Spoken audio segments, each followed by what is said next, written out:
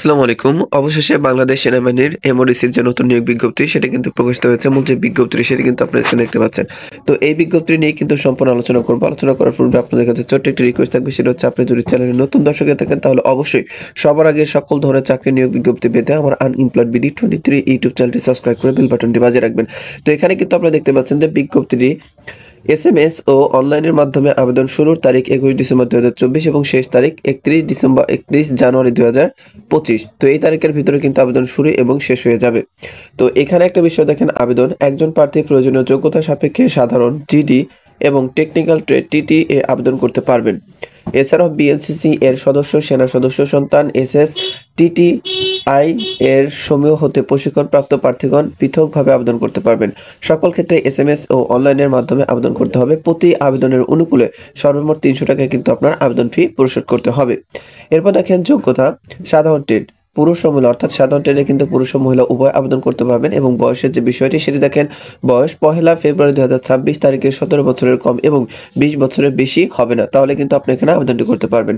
এরপর দেখেন শিক্ষাগত যোগ্যতা, এসএসসি বা সমমান মাদ্রাসা কারিগরি উন্মুক্ত পরীক্ষায় ন্যূনতম জিপিএ 3 পেয়ে উত্তীর্ণ হলে কিন্তু আপনারা আবেদনটি করতে পারবেন। পরে যে বিষয়টি রয়েছে দেখেন, টেকনিক্যাল টিটি পুরুষ ও মহিলা, এখানে পুরুষ ও মহিলা আবেদন করতে পারবেন। বয়স কিন্তু দেখতে পাচ্ছেন আগেরটার মতোই 1 ফেব্রুয়ারি 2026 তারিখে 17 বছর এর কম এবং 21 বছরের বেশি হবে না।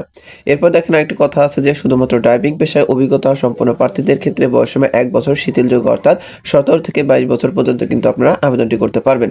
শিক্ষাগত যোগ্যতা দেখেন, শিক্ষাগত যোগ্যতা কারিগরি যোগ্যতা যে বিষয়টি সেটা কিন্তু এখানে দেওয়া রয়েছে। এসএসসি ভোকেশনাল হতে সংশ্লিষ্ট কারিগরি বিষয়সমূহ ন্যূনতম জিপিএ 3.00 পেয়ে উত্তীর্ণ হলে কিন্তু আপনি আবেদন করতে পারবেন।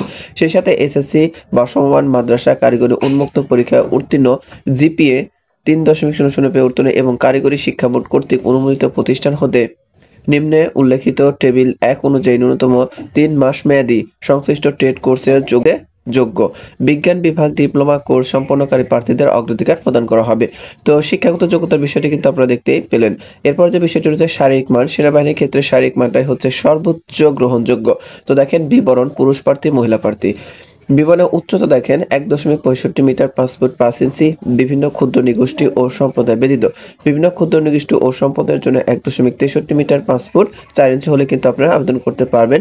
এবং মহিলাদের ক্ষেত্রে দেখেন 1.55 মিটার অর্থাৎ 5 ফুট 5 ইঞ্চি, বিভিন্ন ক্ষুদ্র নিগোষ্ঠী ও সম্প্রদায় ব্যতীত। বিভিন্ন ক্ষুদ্র নিগোষ্ঠী ও সম্প্রদায়ের জন্য 1.52 মিটার 5 ফুট 0 ইঞ্চি হলে কিন্তু আপনারা আবেদনটি করতে পারবেন।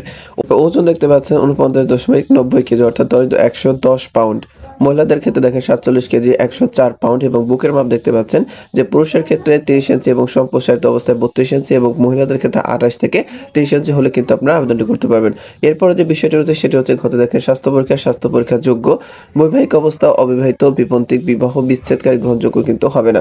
সাঁতার যে বিষয়টি রয়েছে, সাঁতার জানা আবশ্যক এবং ন্যূনতম 50 মিটার সাঁতার কিন্তু আপনাকে অবশ্যই জানতে হবে। এরপরে যে বিষয়টি যে প্রয়োজনীয় টেবিল কিন্তু কিন্তু আপনারা এখানে দেখতে পাচ্ছেন যে শিক্ষাগত যোগ্যতা এবং টেট কোর্সের যে বিষয়গুলো সেগুলো কিন্তু দেওয়া রয়েছে। তো আরো একটি গুরুত্বপূর্ণ যে বিষয়টি সেটি হচ্ছে যে আপনারা বিভিন্ন জেলা থেকে কিন্তু এখানে আবেদন করবেন, নারী পুরুষ উভয়।